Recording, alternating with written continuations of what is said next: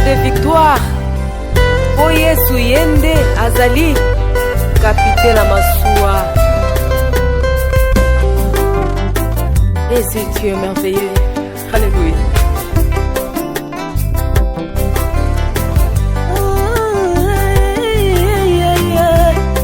Alléluia. Moninga malamu Yesu. Ya tango nyonso ya nayembi na nzembo.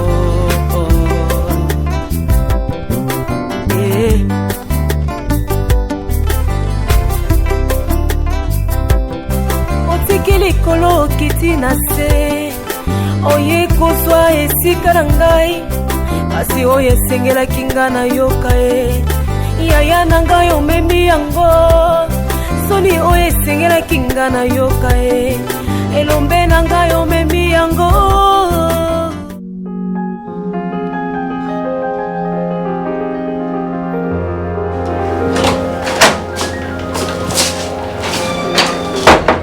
Chérie,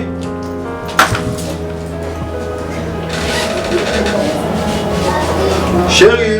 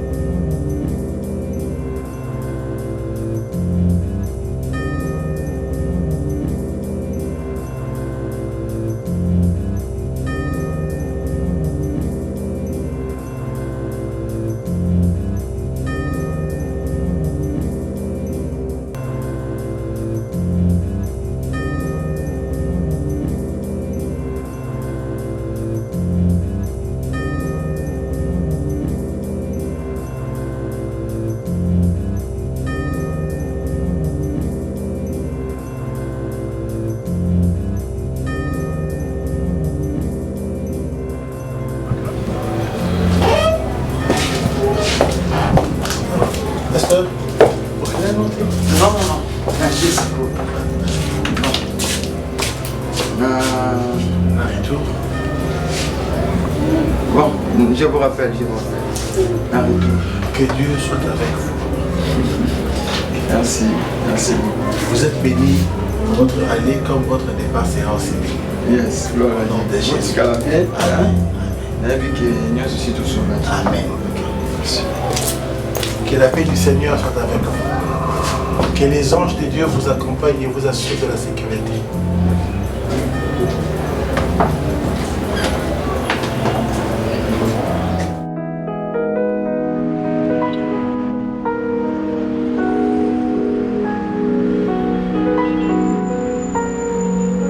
Alléluia! Alléluia! Bien-aimé, une foi sans œuvre est une foi morte. Dites amen. Oh, vous connaîtrez la vérité et la vérité vous affranchira. Nous sommes de ces serviteurs de Dieu qui parlent et qui agissent. Amen. Jésus-Christ n'a pas parlé en vain. Lorsque Jésus parlait, les miracles s'opéraient. Dites amen. Amen. Nous allons voir Jésus agir maintenant. Amen. Où est là qu'il est là? Qu'il est là? Il est là. Il est là. Il est là. Il est là. Il est là. Le sang dire amen.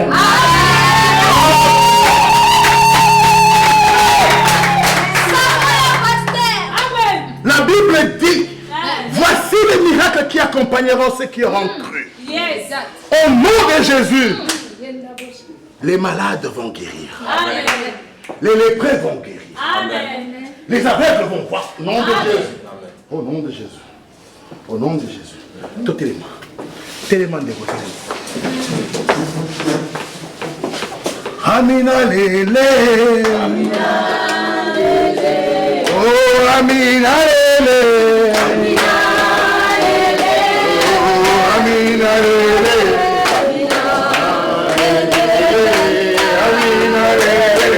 Amina lele.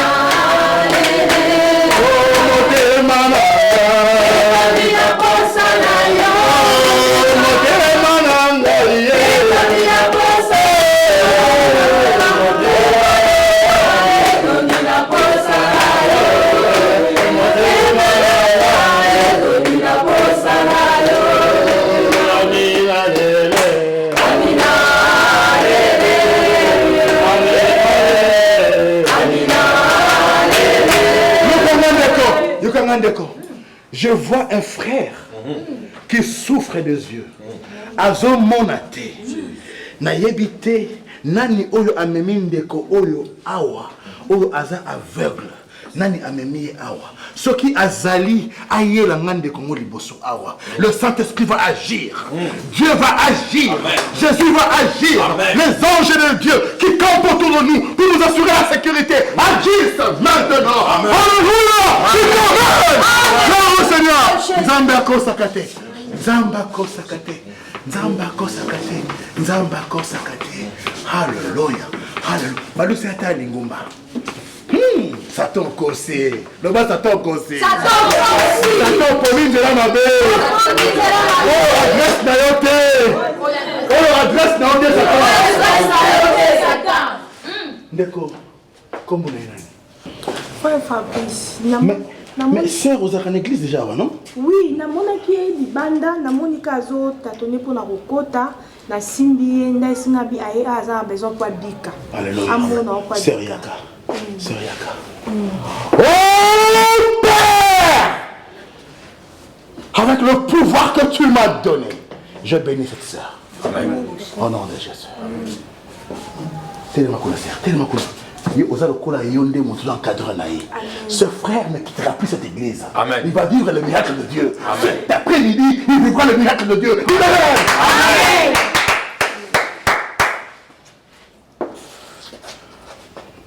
Seigneur, tu as dit que les aveugles doivent voir. Amen. Au nom de Jésus, ce frère va voir. Au nom de Jésus. Alléluia. Amen.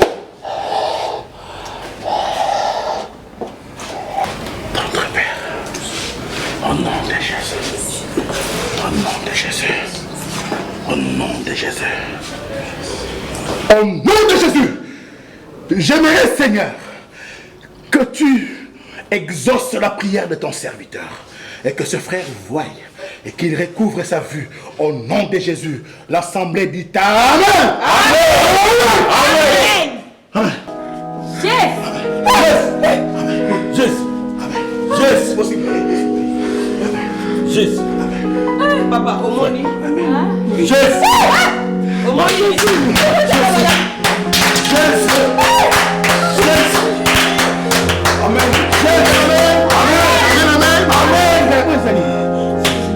Il y a une lunette, la fumée, tout ça. C'est la couleur du noir. Jésus, frère. Jésus, regarde-moi. Fleur, vous n'avez pas. Jésus.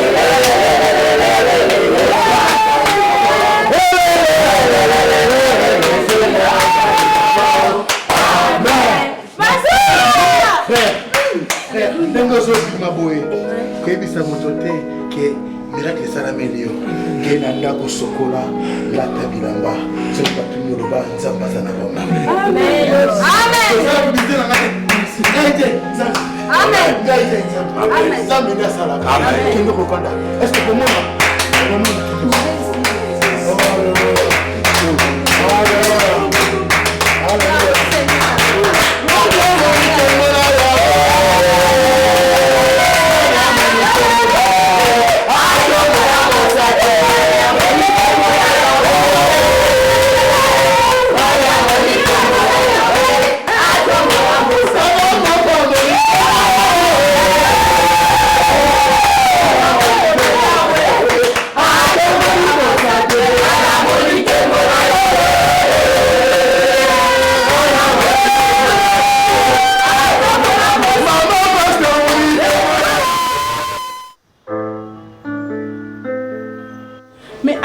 pardon, papa nangai, toyoka, papa nangai, toganga nante.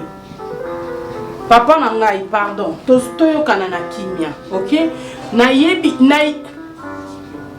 Moutoubozo bane bongo, c'est un serviteur de Dieu, Aza pasteur, Aza escroté, Aza homme marié, Aza na domicile fixe.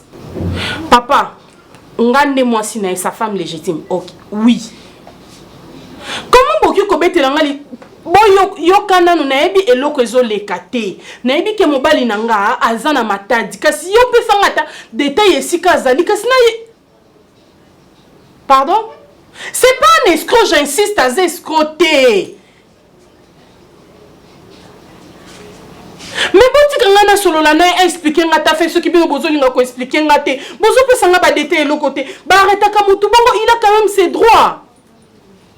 Mais oui, ceux qui vont se reconnaître, on va payer téléphone à expliquer le... Allô? Allô? Oh. Mais qu'est-ce qui se passe? Maman, problème. En fait, je n'arrive pas à comprendre. Je ne sais pas comment l'expliquer. Mon mari n'a jamais escroqué, ne serait-ce qu'un... Je ne sais pas. Ni nezo komilanda kunanga. Mobali nangande bakangi na matadi na escroquerie et loko na zeba mutu na makolo. Escroquerie? On ne permet même pas que na solo la naï. Je ne sais même pas connaître le... Quoi bengezana na bengi? Ma pasteur na bengi. Nazo benga numéro na ye. Mutu nazo ya bazal sanga aza agent de l'ordre. Kasi ye pesa ngata hier expliquer nga ba fait qu'est-ce qui se passe. Mais avant agent de l'ordre, yebi ba ye mutapier ba numéro moi s'il fallait ba faire sosko ba information. Nga kutu ne mutu nazo benga. Balingi ya benga te. Suna mintaza. As naebi place kacho bakangi ceux qui siate, ceux qui sous-siate, ceux qui parquet naebi te. Nga naebi kamba nga azana matadi. Ce qu'on va dire na ba on va bien escroquer ni no juste. Et là, comment on est ba ebisanga? Ba ebisanga. Ma pasteur Fanana. Zana na kimia. Jésus. Seigneur, nini? Zana na kimia naebi nani na matadi déjà. Je connais quelqu'un matadi na ko luka moto. Mais est-ce que photos à la référence? Voilà na kimia non, hein? Photos à la référence, il y a place à ça. C'est quoi ça pas bon? C'est des références exactes. Après on n'a pas bon petit téléphone, nous t'avons embrouillé dans la maîtrise. Hein? Tout ça non sire penate non, tout ça dans la maîtrise. Jean Okimia. Je peux appeler. Pardon. Allô. Ah, c'est pas possible. Bonjour. Nani? Ah d'accord. Qu'est-ce qu'il y a? Pourquoi tu parles comme ça?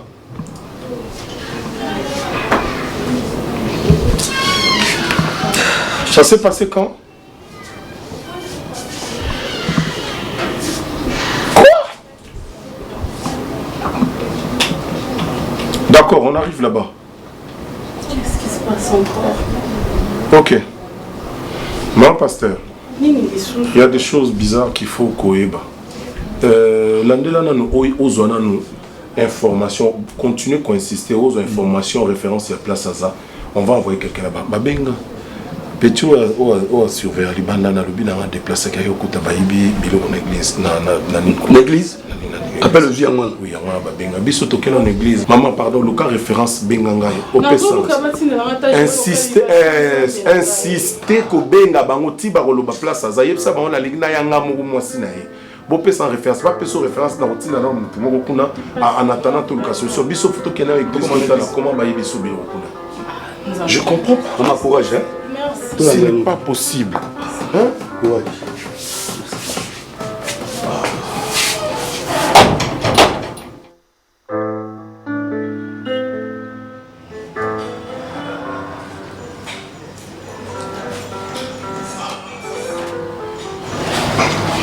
Allô magistrat, bonjour. Vous avez Matadi, vous avez un déplacement. Jean Boma. Ah là là là là là là là là là. Ah, vous avez un Matadi. Ah, c'est bon, ça tombe bien. J'ai un problème. Pasteur Nanga a un Matadi, Bakangi et Kuna. Bon, je n'ai pas compris. Bon, on n'a pas ça qui est, tout mis la banque. Ce n'était pas des faux dollars. Ils ont acquis vrais dollars, Namoko. Donc, il y a une banque, il y a une banque, il y a une mallette. Maintenant, à Kena Matadi, Bakangi, apparemment comme si mon wana eza ba faux dollar.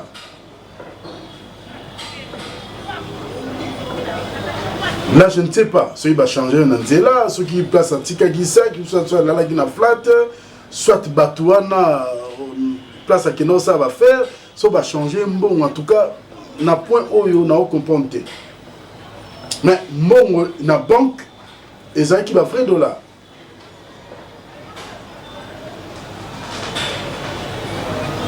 Voilà, nazo tindela yo kombo na ye na place aza na WhatsApp. Comme ça on peut kolandela ngo aza musala nzambe donc akukosate hein akukosate il basali moi j'ai mon salami wana.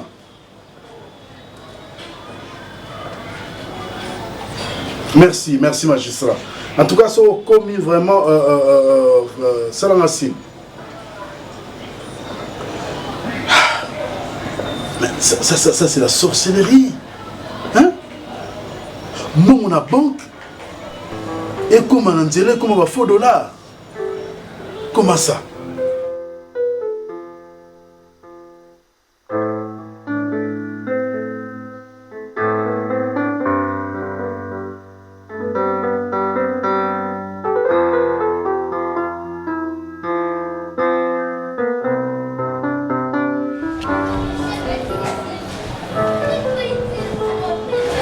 Ceux qui numéro les Kanangote, moi je peux vous proposer quelque chose. C'est quoi la chose? Est-ce que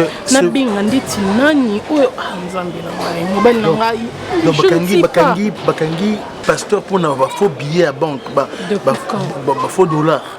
Depuis quand? Mais pourquoi ça look à bon point? Papa, ça les lots à bon temps. Moi j'ai vérifié l'argent avec mon mari. C'est vrai. Avant Abima, je ne sais pas quand est-ce qu'on a perdu de vue. Quand est-ce qu'on est devenu un prédon? Qu'est-ce qui s'est passé? Est-ce que vous avez pris le temps? Je ne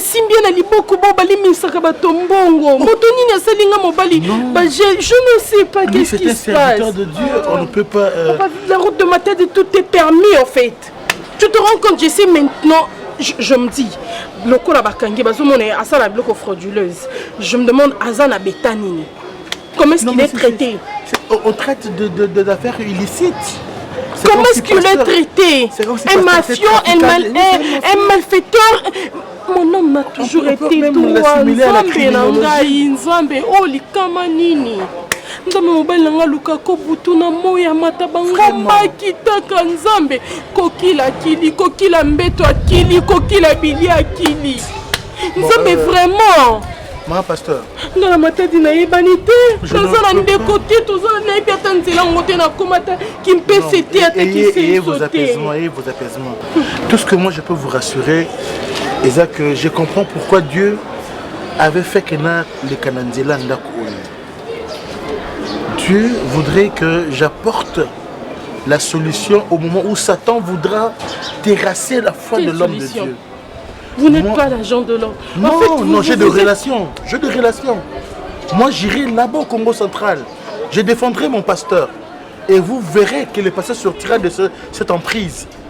Je vous dis, je ne peux pas accepter de dormir ici pendant que le propriétaire de la maison est en état de peine. Non, moi je ne peux pas dormir comme ça. Je ne fermerai jamais l'œil, Seigneur. Tu m'écoutes, ton serviteur en train de parler. Maman, j'irai là, au Congo central.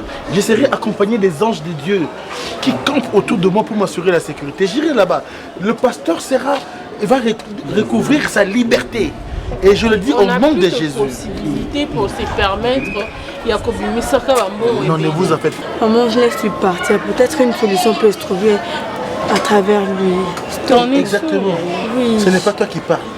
C'est l'Esprit Saint qui parle en elle. Ayons la foi que j'irai, on va trouver la bonne solution. Il faut signaler, papa, là il faut appeler... Il est plus que $100. Ça va permettre ma route. Oui, mais il faut signaler quelques personnes qu'on sache que vous allez déjà parce qu'on ne sait pas ce qui pourra surgir là-bas. Non, mais il faut qui le nous faire. dit que Mamou qui peut battre sa main. Non, comment concentration ma connerie qui est vous devrez être apaisé. Papa, ça là-bas, convention qu'on a qui est dans la zone. Mais oui, comme il s'attendait à quitter. Donc, rien n'est prévu. En ce moment, l'homme de Dieu mange quoi?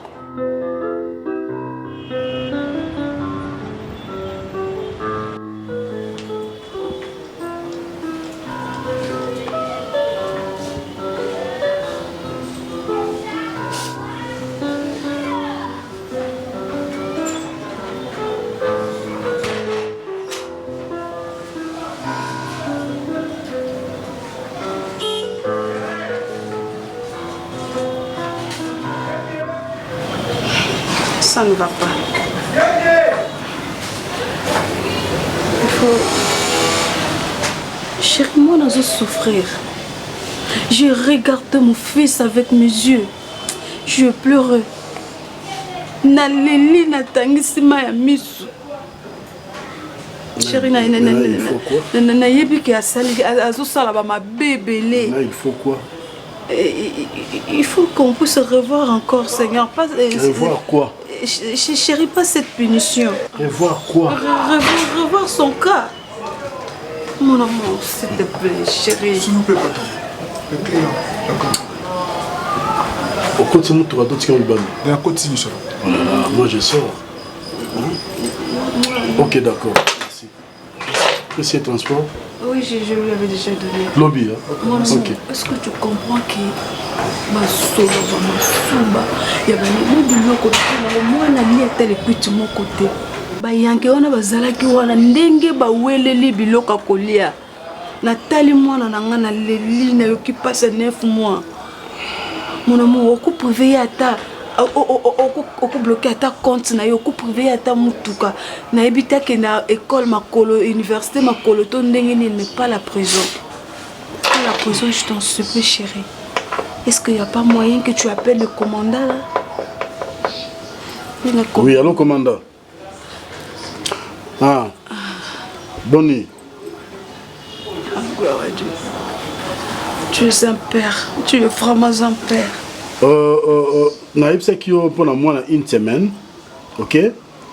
Le 3e jour. Tu ajoutes encore une semaine.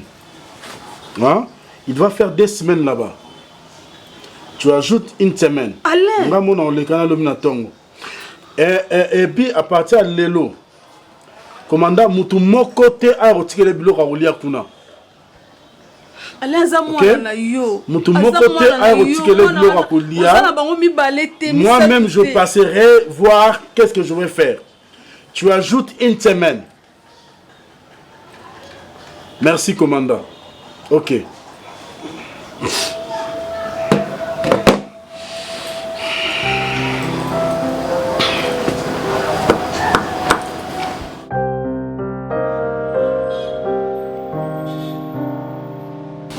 Nazo ebate soki eloko nini ekokomelanga boye mbongo bato ya nani frère Alain eza mosala ebaluki ekomi bafaux billet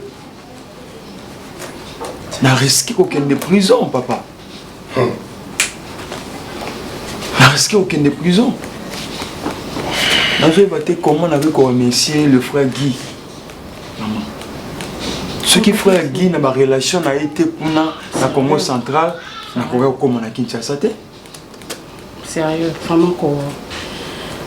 Ça c'est ils ont 500 na malobo. Vous avez dans le bandit ni pour son lui, on sait pas. Tozaki a toujours tuna toko banda wapi toko suka wapi. Na sol na papa toujours le numéro. En tout cas, on a essayé. Heureusement, il y a au moins s'est déplacé à comité sur place à domicile. Bien sûr, on dit commis les enseignements pour la biso bananzamba. Les années-là, comment voter comme la biso bananzamba sans zamba enseigner biso. Et j'étais un peu distrait parce que ces derniers temps, je vois que moi, je rêve mon boye. Na bande kokoka ko situé en côté. Mais gloire soit rendue à notre Dieu parce que Zanzamba intervenaka. Ndelio, za libre sikoyo, to peseka lokumu. Zoma tinga na koloba militaire. To peseka lokumu. Je rends grâce à Dieu parce que non mais c'est vrai, le malheur atteint souvent le juste, mais l'Éternel en délivre toujours. Que le Seigneur soit béni. Un grand plaisir. To kumisi nzambe vraiment makasi. Les aki souci ba prière ezalaki. Donc nzambe intervenir. To kumisi makasi. Merci beaucoup. Mbongo ya Alain. Papa Alain. Alain. Ok. Ango penza eza pasi. Et puis belé mbongo. Belé. Surtout on sait même pas. Surtout tu repères ces explications comme Nzima. Non papa. C'est un gros problème. Ah papa. Mbongo. On a béni l'Éternel, ce qui est vrai, l'arrivée de papa, c'est on a béni l'Éternel. L'éternel pouvoir. Tout ça, confiance dans Nzambe. On va s'organiser, tout ça, batou, tout bunda, comment tout zong sambongwana. Avec aussi bâtiment, peut-être on dit manaï. Olobina, nanga réponse yo Abraham, après ça qui Isaac. Nous avons confiance en Nzambe. Pour permettre à Nazo Malisou na famille nanga. Amen. Namona bino basala Nzambe. Amen. Ils ont vraiment motoya. Le quoi bateau, nous avons qui peut passer. Un bon oyo, bébé à bateau et au type bonga. Et Nzambe de gloire. En tout cas, sinon nous sommes Nzambe qui est bien. Oui, ce qui est bien.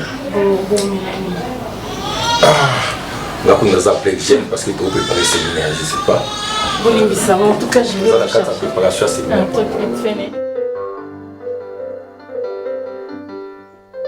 nakoti na bakoti tu na kiti bakota zikida wana na eti na bagambela na koti papa antoine na retrouver na telo mote babilo no se bunga kana telo mote na tuna no landela na bakoti na ebité na kota sona l'église na ba no vérifier na ebité non bana eza kozonga sabso sima papa babilo wana takande so mama esa kiyo botika nzamba za maître ya nyonso a contrôlera tout oya sali ba bêtise à bongo eza poma ye na nzambe mais oya biso to sali ezali to demeurer toujours en sala nzambe mutapesaki yango kutu ndeko wana na kabine na ngambo wana azoyebisanga fo tokota ti mpo bamarabu batanga bitete paster balinga biloko wana te eza série te mama nzambe de rien eza kozongisa nsima toza na temps ya korekile te notre Dieu juste frère Jérès nzambe ayebi oyo esalami yo mpe nzambe amonaki donc on va permettre en Salema, gloire à Dieu, biso to continuer toujours dans le chemin na biso. C'est comme maman kambo biloko wana. Et à part ça bon on rappeler nga lobby, tout ça la temps tous en réunion, équipe à sécurité église, on va vers une église. Comment tu vas na carte sa permanence? Moto ayibi biloko ayibanité. Les alliés ko tali saké, église est en sécurité. Faut pas veiller ma casse. À ce que Makambo et Salami oui se répéter les parce que deuxième fois en tout cas on va permettre en monter ou soit permanence tu vas à la sous-souté to kangi église biso to kena banda tant que nous en casa permanent il faut veiller na biloko nyon ces ensemble parce que biloko wana c'est attire la malédiction et même Makambo on a casa ba fia bato tant que yo yango ki oteka et après qu'est-ce que tu vas gagner nzambe fazongela mamna kala n'importe ba bramboui na mutana otambo ta dépatin bazongela mamna kala le temps de la grâce est réel. Jésus est déjà mort sur la croix. Mais voilà, ça rappelle des fonds pour tout remplacer, couvrir. Nazo zela nasi sauté ka biloko na ngana conteneur comme ça na routine la vie no bo so mo ben simo msusu to changer parce que makambe belé. Ah gloire à Dieu. Faut tout changer makambe.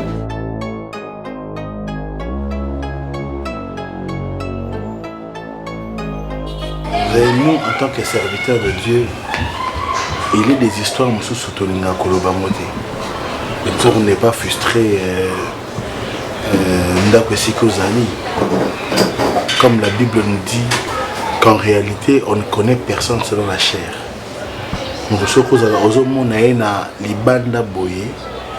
Tu sens que ça, c'est une brebis. Mais à l'intérieur, il y a un mamoko sauvage. Ce qui n'est pas difficilement dimaté. Oh, mais sœur Naomi, elle me fait souffrir. Alors que lorsque je pense à la parole de Dieu qui dit l'homme ne vivra pas seulement du pain, mais de la parole de l'Éternel. Moi, je vis que de la parole de l'Éternel. Dieu a fait que son atangé le banaye, même il qui n'a ici là. Puisque si ce n'était pas le cas, je mourrais ici. Non, mais c'est pas possible. Ici. C'est pas possible, pasteur. Ensuite, il faut que je te le dise. Pasteur Nzao, c'est vrai que c'est un homme de Dieu. C'est vrai que la Bible nous dit, nous recommande de ne pas juger les serviteurs de Dieu. Mais en réalité, je te dis, mais sinon, quand on a accueilli ça l'intervention pour libérer ces Kazala qui n'a caché dans la Congo central. Et bien, les commandants, ce sont des amis avec lesquels nous coopérions. C'est la vérité. Ce n'est que pire, un simple escroquerie. Oh non, c'est pas vrai. Je vous dis. Donc, pasteur Nza, on a escroqué le frère Alain. Papa Alain. Oui, escroqué qui est. Oh, que non, changer tout ça, discours. Ce sont des machinations. Pasteur, s'il vous plaît, parce que le pasteur Nzaou, c'est notre papa. Donc, passer les battants. Ils ont troublé. Je te dis pour ici que à la maison tu ne manges pas. Je dis des choses comme ça pour qu'il faut comprendre que la parole de Dieu nous dit vous serez persécutés, mais vous gardez silence, je combattrai pour vous. Vous comprenez? C'est pas pour nous scandaliser. Non, mais je suis scandalisé. Vous savez, papa. Des fois, la vérité et la parole de Dieu sort comme une folie, alors que ce n'est pas une folie. Dieu m'a mis au cœur de partager cela avec vous. Vous savez que moi, j'entends clairement la voix du Saint-Esprit. Merci. Je ne suis conduit que par l'Esprit de Dieu, non par un bâton, ni par un morceau de bois. Moi, le Seigneur me parle. Je suis le choix réfléchi de Dieu. Dieu a pris tout son temps pour me créer. Pourquoi Dieu a voulu que je passe Nandak Oyo? Et ça, comparablement à Israël, Dieu savait que mais ça, c'est bon, 40 jours, 40 nuits, 40 ans plutôt, Nanzela. Pour la gloire de Dieu. Nandak Oyo, n'a subir les gloires de Dieu. Mais c'est pas possible. Parce que depuis l'église, moi j'ai fait des années l'église. Et puis, dans la secrétaire église, ça fait des années aujourd'hui. Papa. En tout cas, aux Ayanzambe, parce qu'il y a des miracles, il y a des choses qui se passent à l'église. Et puis, on m'a dit recettes d'église. Amen. Les offrandes, ma recette parce qu'il n'y a pas notifié à rien. Et comment dans cette maison, il y a été papa? Ah bon, moi je m'en fous. Moi, c'est le service de et puis, ce qui est grave, le pasteur. C'est escroc. C'est escroc. Donc, bisous côté ma prière, mais pendant que papa a sali gêné pour nous troubler. Ça c'est quel genre si je n'avais pas le Saint-Esprit à moi, j'allais être troublé. Mais comme la Bible dit, l'esprit de prophète est soumis au prophète. J'ai gardé mon silence. Mais pourquoi vous êtes là?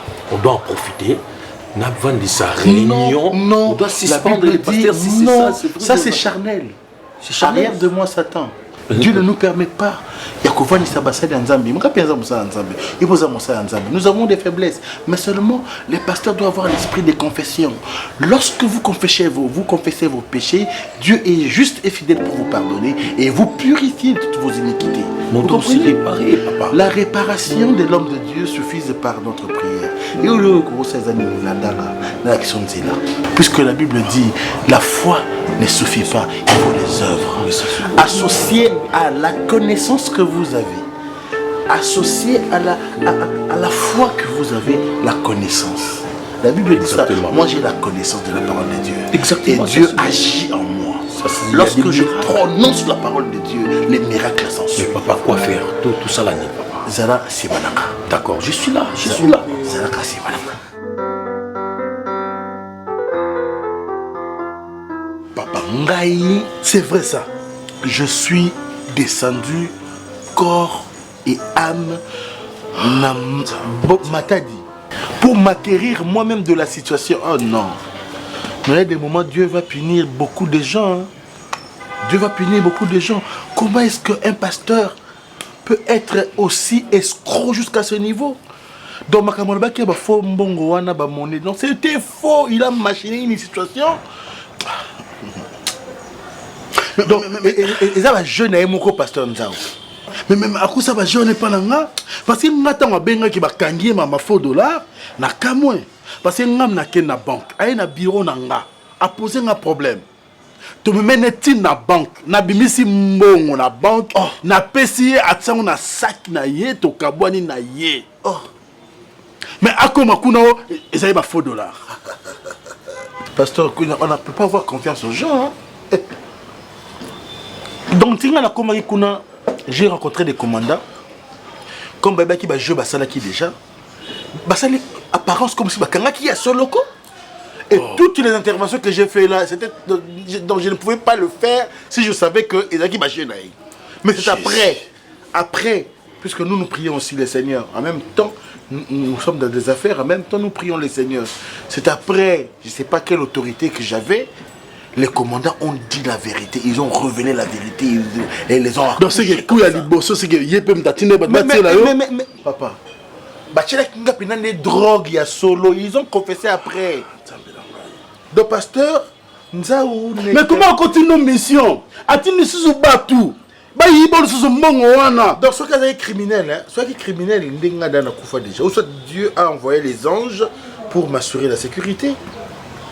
Tout ça parce que vous commencez à marquer un besoin de mon ami, soit battu, et ce n'est pas moi, c'est Dieu. C'est Dieu. C'est Dieu. Peut-être qu'il y a un cartel, peut-être vous. Écoute, il faut azong ça. Donc, il y a un sous-souté. Si on a un pasteur Denis Lessi, na pété, je vais péter. Un pasteur pétage. Il faut azong que c'est un bon. Non, mais. Non, apparemment c'est sérieux. Hein? Sérieux. Mais comme on est beau, il y a un bureau, sur Tikingaï, Pasteur Guy, tout ça. Papa Alain, Azamen, alors ma vraie mère, comment mon tassel a un miracle? Mais il y a la diplomatie à Maloba. Ce qu'a le bien Kangibi, non. Non, même la Bible, non. Papa, on a peine à Kissi. Sans miracle, mais on a escroqué tout. On a ma parole, mon solo, papa, la couille. Mais moi je pose des actes. Dieu agit en moi. Non, on a acte aux ça en église. Moi je vais te soutenir. Amen. Je vais te soutenir. Vous ne serez pas déçus.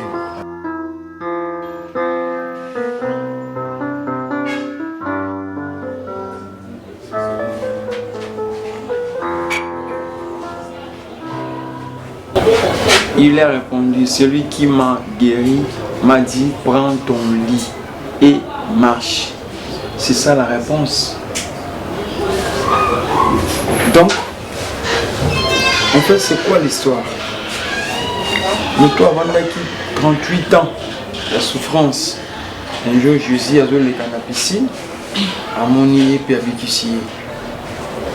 Et lorsque Jésus a Bikisier, la Bible dit c'est un jour de sabbat. Ezaki mokolo oyo tokola lokwa dimanche oyo activité ya ba juif isabande ko salate banyama bande ko bimate misala ezaki te eza mokolo Jésus aponaki pona guérison ya moto wana ibandi ko condamner pona nini yo ko tambola na mbeto na yo lelo répondre bango bi il a répondu c'est lui qui m'a guéri m'a dit prends ton lit et marche moto abikisinga yene moto apesinga ordre oyo na marché. Quand Dieu ordonne à quelqu'un, peu importe la loi de la famille, ce que Jésus a dit restera toujours comme ça. Et il y a un moutou mokota ko longola dans le baïs.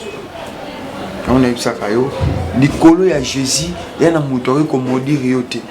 Moutou yé soit pamboli, il n'y a aucune personne ouais ko loba ma beli kona. Tu es déjà béni. Bonsoir. Maman. Ça va, chérie? Tu m'as beaucoup manqué. Qu'est-ce que on manquait maintenant. Je suis là, papa. Et après, on va continuer.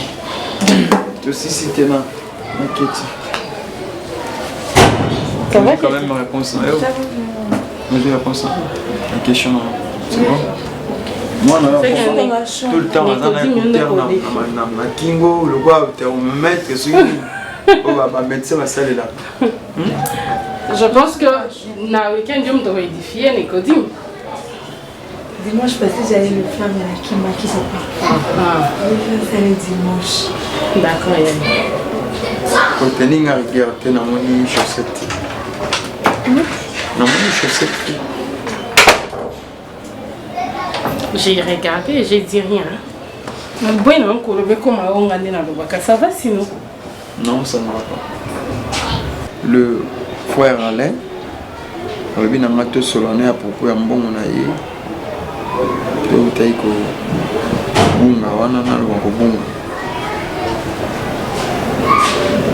J'ai vite compris qu'il y a un bon monaï. On a obligé à foutre parce qu'ils ont fait. Ça n'a rien à voir avec l'église. Est-ce que papa Alain a dû comprendre l'accident et ses produits? Est-ce que Azon Mekampo a réalisé que au passé dans Makamoko Zaki très grave?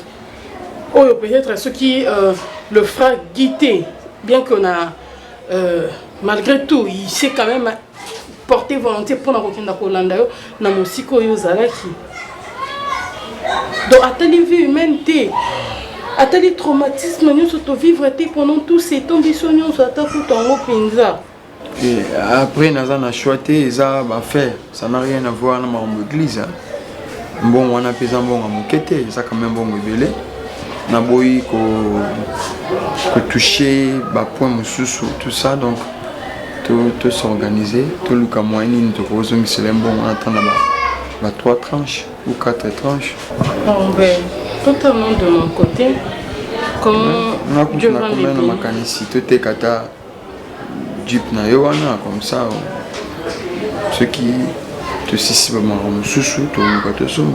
Peut-être au but de Kango, mais tu as quand même un bon oignon sauté, je sais. Et pour foutre peut-être car il y a bon oignon. Non, tout ça on n'aime pas et puis le reste. Chérie, on souffre d'abord là dans le salon. Nathalie, comment faire avec les autres? Soit le peu que j'aurai, on va voir. Soit les possibilités, tout c'est la main dans ta voiture. D'accord? Et tu n'es pas sur ces états. Non, ça va. C'est sûr que ça. Mais comment un pasteur, nous avons passé confiance. Chérie, pasteur Nzao, est-ce qu'on aventurier? Mon angaï, n'a pas si, n'a bimisi na banque, n'a payé. Et comme un faux dollar. Mais maintenant, Guy, pasteur Guy, a eu quoi tant que bimisaye, batakuna ba ebisiye que non, et ça le coûta. Et ça génaye, et ça qui ba faux dollar té. Donc depuis tout ce temps pasteur Nza wa mbala biso na ba mensonge na e. Au moins ngane na za lolo. Na za profunda hein. Il faut que un bon. Non. Il faut un bon. Il est vrai que pasteur Nza ou na moi ce n'est pas ça bato malamu te. Oui que pasteur Nza o abengani pasteur Guy na ndako. Ah bon? Oh, ba bengani na ndako mama na omindenga zana azolamba bazolia. Musala makasi au frère Guy. Non soit la monter à ma belle parce que Guy nzamba zo sala tête na ye. Guy azo biki sabato ba avec bazo mona ba koka bazo tambola. Oh yako ko sala ngo soutien que tu côté monter à ma belle côté. C'est ça. Bazo lamba bazo pese ba sala nzambe. A komi génico. Na minute frère Guy passer Guy azasuna ndako. Ce qu'on a comportement nini, on a esprit nini. Est-ce que bon Zambé cause à la penza bon on est passé. Akomi kaka pasteur pétasse. Le rôle a Denis Lessi. Hein? C'est que fa fouta bon on a ce que le bon na kanga. C'est ngape na koma na pétasse. Le biso zo ko pétasse. Papa. Ah mais oui. Mais oui. Mais oui. Ngala kolanda Denis Lessi. Ngape na komi frère Alain pétasse. Tabi wa msunde bobebaka. Ah mais oui. Ozomona tendeki nzamba détruire. Non, il faut péter. Moi je comme sala za osala na sisi ndenge nzamba a dévoiler ya bimise na poisa. Ya ngala Denis Lessi azo dévoiler bango. Donc ngape funa ngoma frère Alain pétasse. Je veux péter maintenant.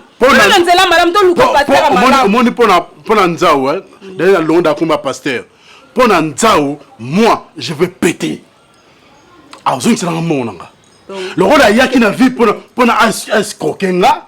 Nana etoke na banque. Toi liboso wana sezala epé. Sezaki ya lukuta.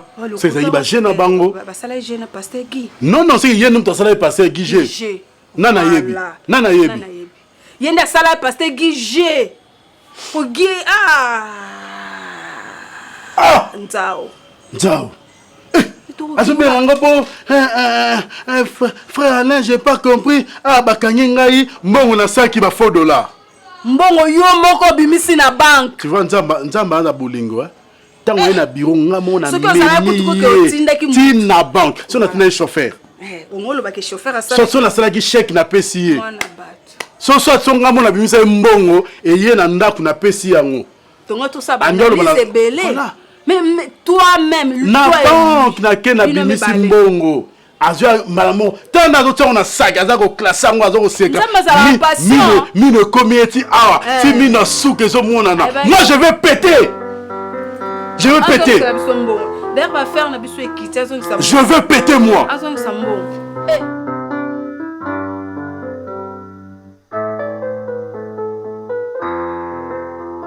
Papa. Ouais sotindenga wana ya kutala terrain au photo chassili. Oui. Tout ça c'est les mususuna. Nathalie terrain au papa. Miliango exactement favorable pour la mission.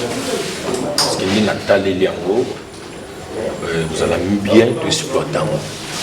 Mais le pango oyo. Maman vie aux hommes aussi comme maman kusana. Papa na zaina kanaiba pe za masolo ya bana mbani.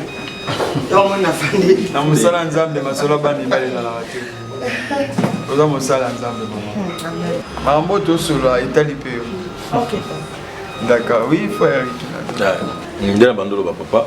Mais le pango oyo au ciblé là kinga wana atala moi terrain le pango vidéo wana la koti et aux abisso vraiment musala makasi pour ndrezo bota mai na niveau assez na utikuna ta la place papa nga fulu la sili ezaki na yolo na moi c'est wana eza entre yolo na kimbango exactement donc na mai na pembeni ya kalamu mai siko ezobota mingi na se wana papa et zo biso pena musala mingi to ba moellon faut vraiment to vendre son fondation mais ils a terrain moko na évangélisation papa ils a terrain bien na éviter contre la éviter frère qui terrain aux autres ya bien ils allaient par rapport ya ba duno moni to le bana angle moko spirituel par rapport ya vision papa na ndepe na moni li vie o ezakuna suivre vraiment to côté évangélisation makasi pour gagner ba âme belé.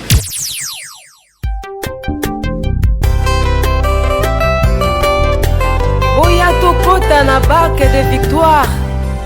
Boye suyende azali capitaine à Massoua. Et c'est Dieu merveilleux. Alléluia.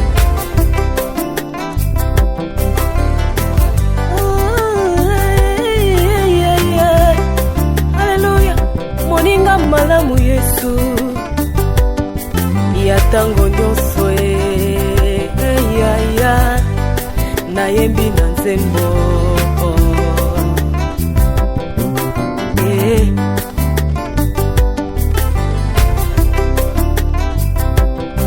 otikili kolo kiti na se oye kozwa esika na ngai kasi oyo esengelaki nga na yoka yaya na ngai omemi yango soni oyo esengelaki nga na yoka elombe na ngai omemi yango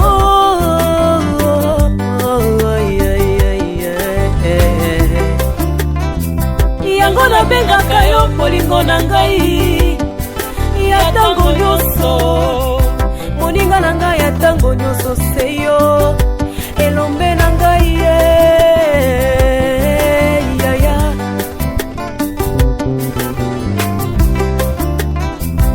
moninga malamu Yesu alanda Lazaro kino na kunda ata lelo nazwi te nayebi lobi nakozwa oyaya